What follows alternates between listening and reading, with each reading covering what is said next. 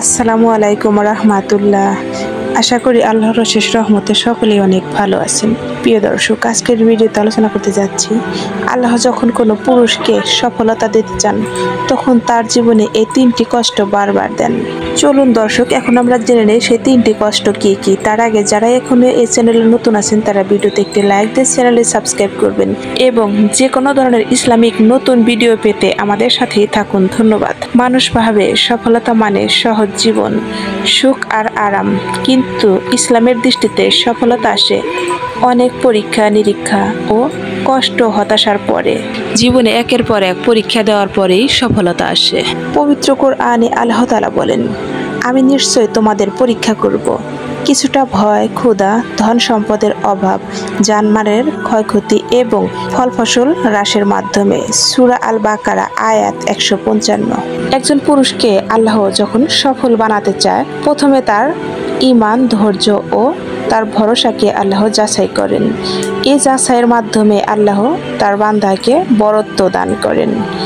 পরীক্ষা মানে হতাশা নয়, আল্লাহর এটি কোনো শাস্তি নয়, বরং পরীক্ষার মাধ্যমে আল্লাহর নৈকট্য লাভ করা যায়, আল্লাহর প্রিয় হয়ে ওঠা যায়। তাই জীবনে যত কষ্ট দুঃখ আসুক না কেন ধৈর্য ধারণ করুন এবং সবসময় আল্লাহর শুকরিয়া আদায় করুন এবং আল্লাহর প্রতি ভরসা স্থাপন করুন। অবশ্যই তিনি আপনাকে এমন কিছু দেবেন যা আপনি কল্পনাও করেননি।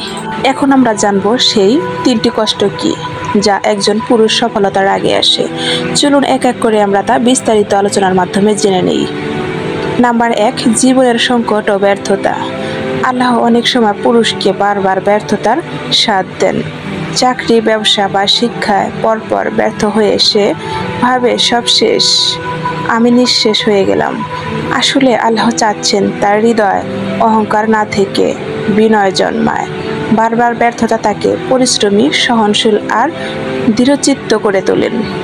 উদাহরণ, হযরত ইয়াকুব আলাইহিসসালাম তার প্রিয় সন্তান ইউসুফ আলাইহিসসালামকে হারানোর কষ্টে বারবার ব্যথিত হয়েছিলেন, কিন্তু ধৈর্যের মাধ্যমে শেষে আল্লাহ তাকে বিজয়ী করেছিলেন। তাই ব্যর্থতা মানে শেষ নয়, বরং ব্যর্থতা শুরুর প্রথম ধাপ।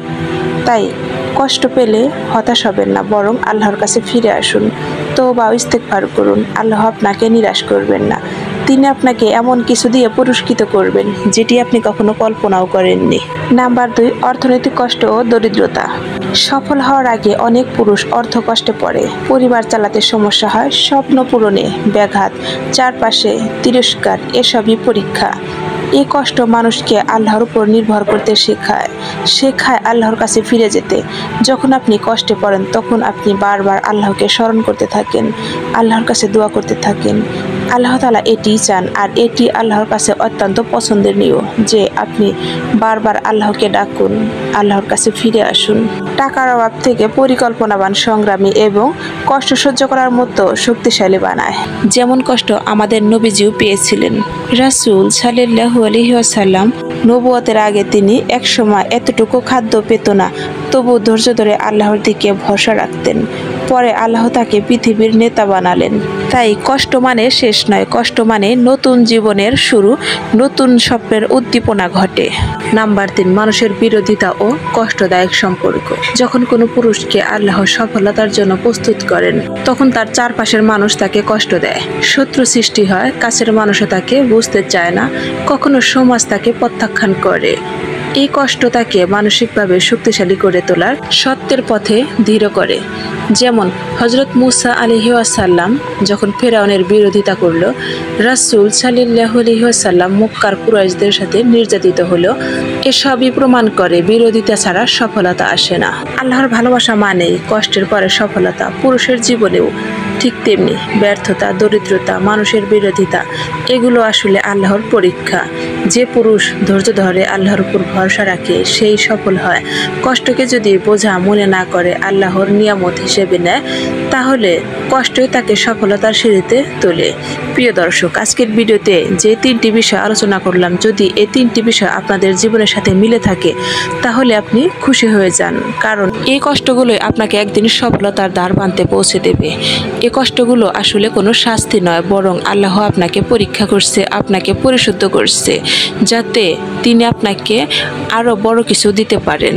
প্রিয় দর্শক, ভিডিওটি বেশি বেশি শেয়ার করুন যাতে সকলে জানতে পারে আর অনেক বেশি উপকৃত হতে পারে। এই একটি ভিডিওর জন্য অনেকে অপেক্ষা করতেছে। হয়তো অনেকে হতাশার দ্বার প্রান্তে চলে গেছে, হয়তো অনেকে জীবন নিয়ে হতাশা পড়ে আছে, কষ্টে ভুগতেছে, কিন্তু তারা কোনো প্রশ্নের উত্তর খুঁজে পাচ্ছে না। হয়তো এই একটি ভিডিও তাদের জীবনে অনেক কাজে দেবে। প্রিয় দর্শক, আজকের ভিডিওটি এ পর্যন্তই। দেখা হবে আবারও কোনো নতুন ভিডিও নিয়ে। সে পর্যন্ত সকলে ভালো থাকুন, সুস্থ থাকুন। আল্লাহ হাফেজ।